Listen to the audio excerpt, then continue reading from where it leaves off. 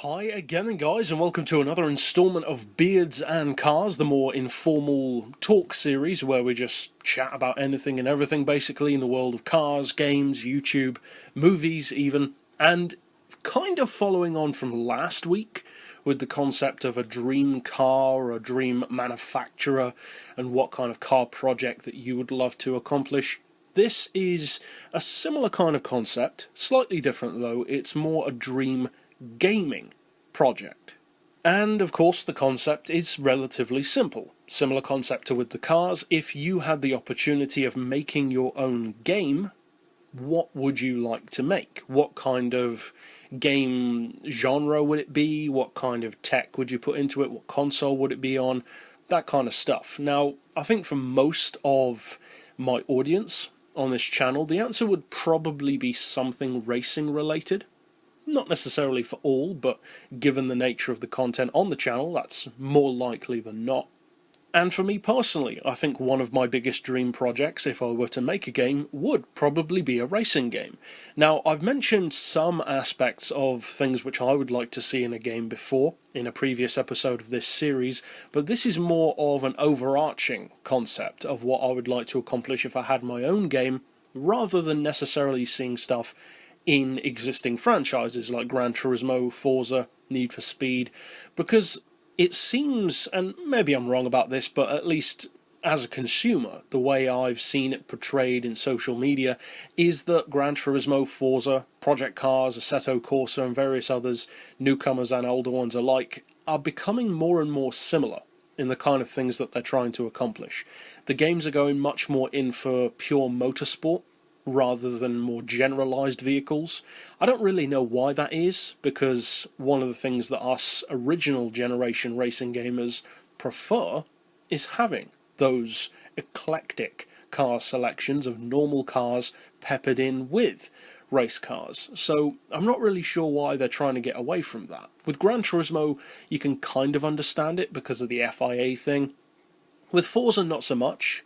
They do still have a healthy amount of diverse road cars, but even then they're getting a little bit more towards race cars than road cars in the motorsport games. They're focusing on older Grand Prix cars, Can-Am cars, NASCARs, stuff like that. They're getting more into that than they've been before. Now, that's not a bad thing, of course, until you start to sacrifice other vehicles for it. And if you look at many of the cars which Forza used to have, that they don't anymore, in a similar way to Gran Turismo, there are less diverse lists, if you will, of normal cars featured on the game. Now with Forza it's not as noticeable because they do still have a good selection of supercars, sports cars, hot hatches, sedans, SUVs.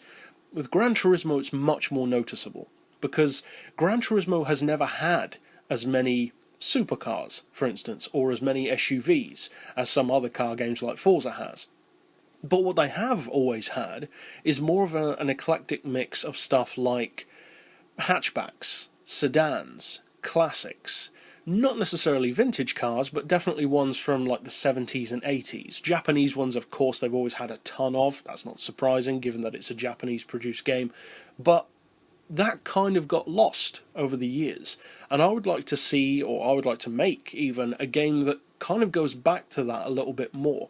That doesn't take the focus off of racing cars, but just gives those racers what they actually want still. Because nobody stopped wanting those cars, we just stopped getting them. It's a very strange thing where all of the manufacturers of games, or all of the devs, started moving away from that, even though nobody was asking them to. It's kind of strange. Now, as I've mentioned before, one of the things that I would like to accomplish with a motorsport-related or a driving-related game is to have a game which takes the concept of cross-vehicle racing, not just cars, but bikes as well, and even beyond that, to the next level. Now, the closest that we've got to that has been stuff like Project Gotham, Test Drive Unlimited, and I believe The Crew 2 is going more for stuff like boats as well, and that's great to see. I haven't played the first Crew game. I do own it, but I've never played it. I also bought the Xbox One Need for Speed game. Still haven't played that either. I've had it for like 2 or 3 months.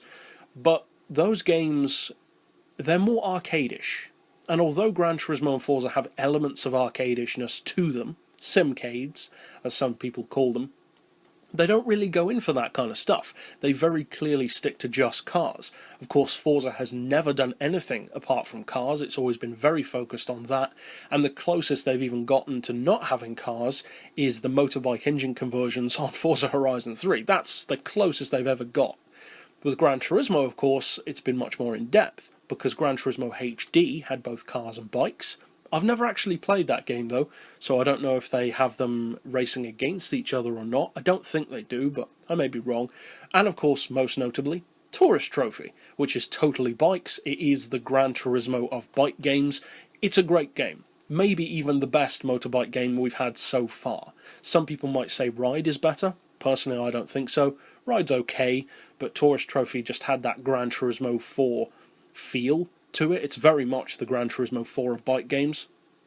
But even so, Gran Turismo has a ripe opportunity of having both in one game, especially after they'd done Gran Turismo 4 and Tourist Trophy. Imagine how cool it would have been if, say right at the end of the PS2's life cycle, in a similar way to what they did with GT6, releasing that right at the end, why not make like a special edition Gran Turismo, where it's Gran Turismo 4 and Tourist Trophy fitted together, in effect merged, because the layout of the game, the music of the game, the tracks of the game, the graphics even, the physics, they're all basically the same. The colour scheme even, it's all got that white and grey look. It's very much the same game, in effect, but with bikes instead of cars. So how cool would it have been to have like a cross between the two? Not necessarily racing each other, although that would be nice, but just having them in the same game so that you can choose which career you want to go down. In a similar way to what Gran Turismo 5 did, where you have those two distinct career modes. You've got A-Spec and B-Spec, and all of the races are essentially the same. I think the laps differ a little bit on some of them, but they're all essentially the same, but you have, in effect, two career modes to play through. How cool would it be to have a car career mode with all the subcategories, and then a bike career mode with all of its subcategories? Some games have that, as I said. Project Gotham features bikes more in with the cars rather than as a separate thing, if memory serves. And then, of course, Test Drive Unlimited very much so has cars and bikes together. It's one of the best examples of that, maybe even the best so far. And, of course, Drive Club is... not Drive Club. Well, actually, yeah, Drive Club has cars and bikes as well. I'd forgotten about that. But that wasn't what I meant to say. I meant The Crew. The Crew is also going down that path. Now, we'll have to see about the whole boats thing and all that. That looks pretty cool. It's a pretty cool concept. But as I kind of touched on in that other video about things that I'd like to see in racing games, I would like to see a game which goes even beyond that. If I was going to make a game, and obviously this is just total dream territory, you'd have to use the full power and advantage of a console, and I would like to make a game that you have car racing, and like a full car career mode, something with a similar kind of size to Gran Turismo 4, for instance. Then a bike career mode, in a similar way to Tourist Trophy, but with more events, and make the career mode a little bit more interesting. Because one of the things, actually, on a slight side note, that I didn't like about Tourist Trophy is that the career mode didn't feel like it had as much stakes to it as Gran Turismo 4 did. You don't win money on that game, you just unlock bikes. I don't really like that. I prefer winning the money and choosing the vehicle and upgrading it and that more conventional method. Tourist Trophy didn't do it bad, I just prefer what Gran Turismo did. So I would definitely have it that way if I was running a game. And then, as something like DLC later on, I would have it so that you add huge add-ons to the game, like maybe a couple of dozen gig added to the game, and then it adds in this completely new experience to the career mode. Because I think I've touched on this before, the whole concept of having a second game or a third game in a franchise is only about the money.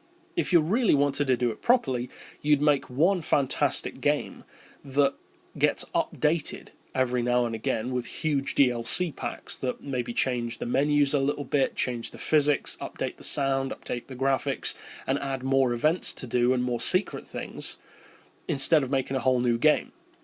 Now, of course, from a business point of view, that's not a clever thing to do. It's better to make a new game so that people will buy it. But as I said, this is Dreamland. This is like my dream game, if I could make one. And the way I would like to do it is make a game that gamers can all go out and buy once, and then you don't need to buy another one. You just do all the DLC stuff to turn it into a new game over time. And you could have it so that you could maybe play pre-update versions of the game, because another problem with updates is that you can only play the newest one and you have to totally uninstall it if you want to go back. With this one, maybe have a system where you can alternate between them, so if you don't like the new update you can go back to a simpler one, something like that. And as far as additions go, I would like to have it so that you could add parts of the game, of course not mandatory, you would choose if you wanted it or not. They may be paid DLC, maybe not, because that would be a way to still make a profit on the game without having to produce a whole new game, because at the end of the day DLC can be far cheaper than like paying £40 on a new game, or $50, whatever it converts to. But I would have it so that you could download like a, say, 10 gig update, which then has, as an example, and this will sound a little bit dumb, and I think I've mentioned it before, but a bicycle career mode. Because there are so few bicycle games, but how many people do you see out who are bicycle enthusiasts? Now, you could say, well, of course they're going to actually be out on bicycles, not playing games with them. That's a fair point. But I know a lot of people, and I've met a lot of people who love bicycles. Not necessarily just riding them, but they love the brands of the bike. They love the customs. They love fitting all these different parts to make their dream bicycle, be it a mountain bike or a road bike or a BMX even. So I want to have like that kind of, is it Dave Mirror? Or is that a snowboarding game? I can't remember now, but there was like a BMX equivalent of Tony Hawk, and have that kind of feel to it, where you can go through actual bicycle brands and different styles of bicycle, probably predominantly a combination of racing bikes on the road and mountain bikes. In effect, that gives you a similar thing to cars, where you've got road racing and rally racing. Likewise with bicycles, you've got racing bikes on the road, mountain bikes for rally, in effect. And how cool would it be to have a game where you can do stuff like the Pikes Peak equivalent for bicycles? Like spec up this like 10 grand bicycle. Money is much lower in that career mode, so when you buy stuff on the bicycle, it's like you're paying a lot more for it. It's like the equivalent of buying a turbo for a car in the car career mode. So you win less cash for events, parts don't cost as much of course, but it makes that feeling of earning and spending money as authentic as in the car career mode or in the bike career mode, because obviously buying a motorbike is nothing like buying a car. You can get one of the fastest motorbikes on the road, something like a Kawasaki ZX-10R or whatever, for far lower prices than an equivalent car in terms of performance. Something that could outrun that Kawasaki or Yamaha, you know, like an R1 for instance, or an R6, you're going to be spending like 100 grand on a car that can beat that bike in a straight line, or buy some vehicle and then heavily tune it. The point being, you're not going to get a car for 8 grand that can beat a bike for 8 grand. It's just not physically possible. Likewise with the bicycle, the pricing, the performance of a bicycle in comparison to a car or motorbike is entirely different.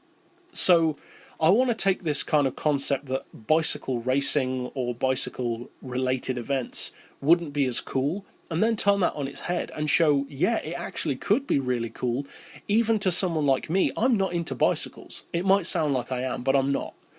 But I like that concept of making it interesting by having all these cool custom parts, in-depth livery editors for a bicycle where you can change colours, rim colour, tyre tread style, seat style, and basically treat it with the respect that you would give to a motorbike or car game, because I know there are plenty of bicycle or cycling aficionados who would love to have something like that, but you don't have many options in that regard. I think you've got stuff like the Olympic Games, like with cycling in there. I'm not sure. I think there's a Tour de France game. I'm not sure on that, but I believe there is. And of course you've got the BMX games, which I've played, and any Tony Hawk fan is probably familiar with those as well. Tony Hawk American Wasteland even had BMX bikes as well as skating. And that actually feeds into my point as well. I'm not a skater. I've never been a skater, but I love the Tony Hawk games. They are awesome. In fact, Tony Hawk Underground 2 is one of my favourite games ever. Even in a top 10, it would probably be in there, included against stuff like Gran Turismo and Forza. And I'm not a skater. In real life, I have no interest in skateboarding whatsoever. I don't even watch Tony Hawk and those kind of guys in real life. But the game, I love, because the game presents it in a way that draws you in.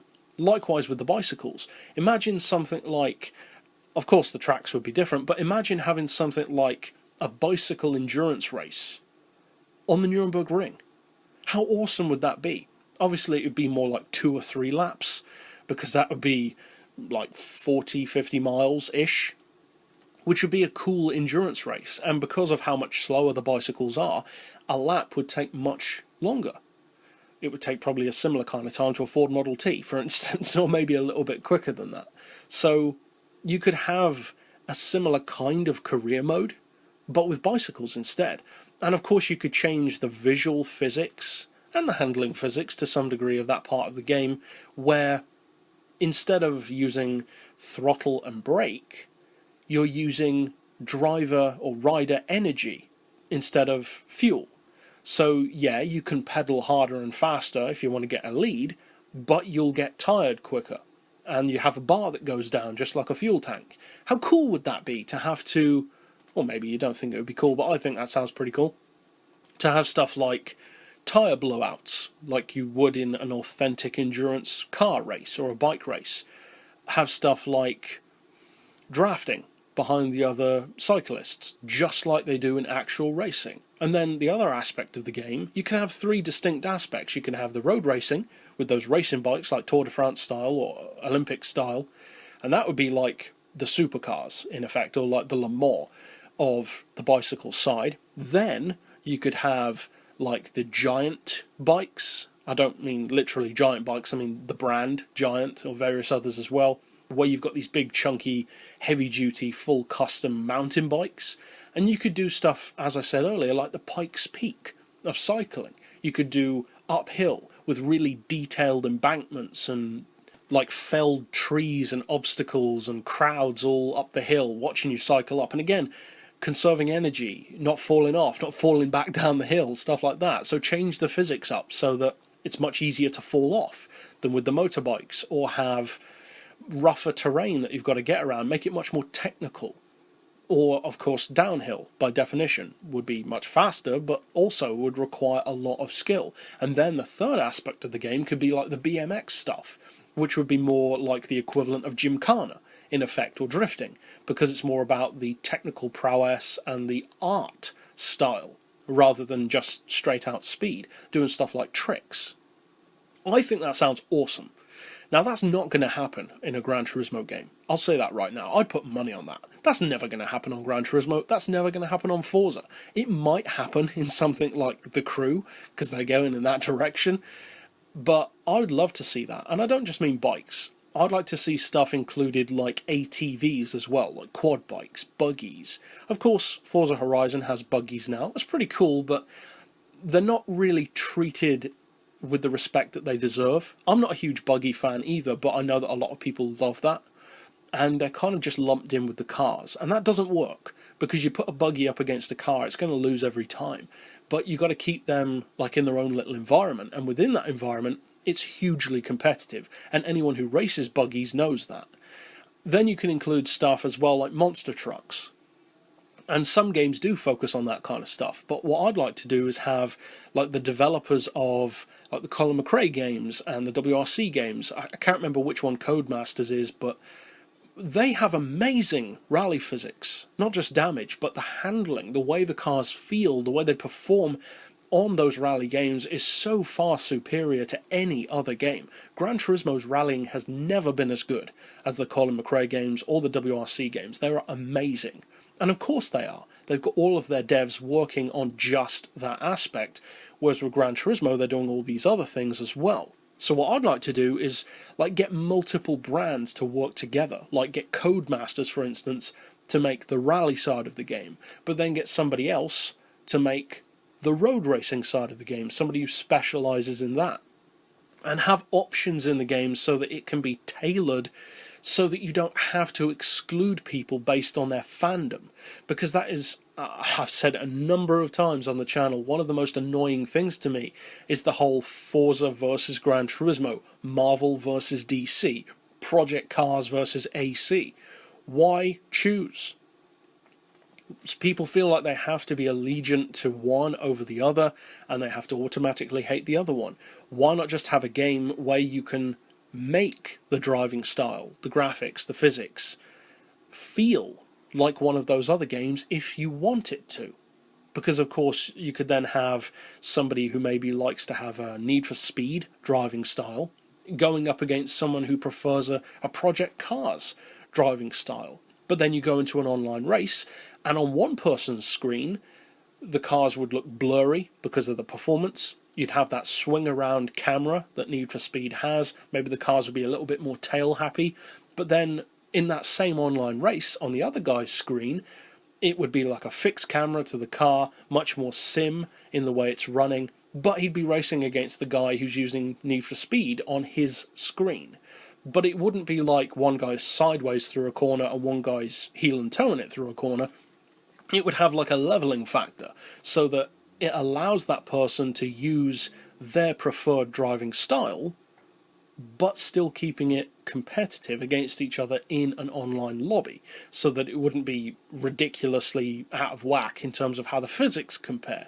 Because the thing about Need for Speed is they have a really good feeling of how performance should look on screen. They're totally unrealistic, but on Need for Speed, you very rarely get up around 200 miles per hour on the first couple of Need for Speed games. And if you do, it feels like 200 miles per hour. On Gran Turismo, you can do 350, 400 miles per hour, and it feels more like 200. So games like Need for Speed, or like Gran Turismo I should say, could benefit from that. Not the unrealistic physics. You don't need to make the physics unrealistic to make the game feel faster. All you need, and Forza does this pretty well, is a little bit of camera blur. Have the car shake around a little bit. Have the driver's hands on the wheel shaking from the feedback through the wheels, as you would in a real car, especially on a bumpy road like the Sarthe Straight.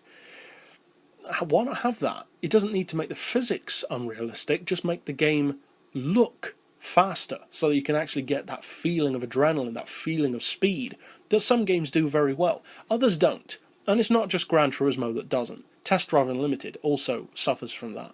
The cars don't feel as fast as they're going because the camera doesn't move very much. There are lots of things that I love about Test Drive Unlimited, but that's not one of them. Now, as far as other things that I'd like to be included in the game, I'd like to see stuff like more in-depth customization. That pretty much goes without saying. Something more along the lines of stuff like Midnight Club LA, and also the Midnight Club series in general, because one of the things that I like about Midnight Club is that they went for upgrades and modifications that weren't obvious. Stuff like changing the number plate, which now, you can do that on Forza Horizon, but back then, I don't think anyone else was doing that, because this came out way before Forza Horizon, Midnight Club 3 Dub Edition, for instance. And you had stuff like spinners on the rims, you had hydraulics to use on the car, which again, like Need for Speed 2 had that, or Need for Speed Underground 2 I should say. These smaller details, which some games have had.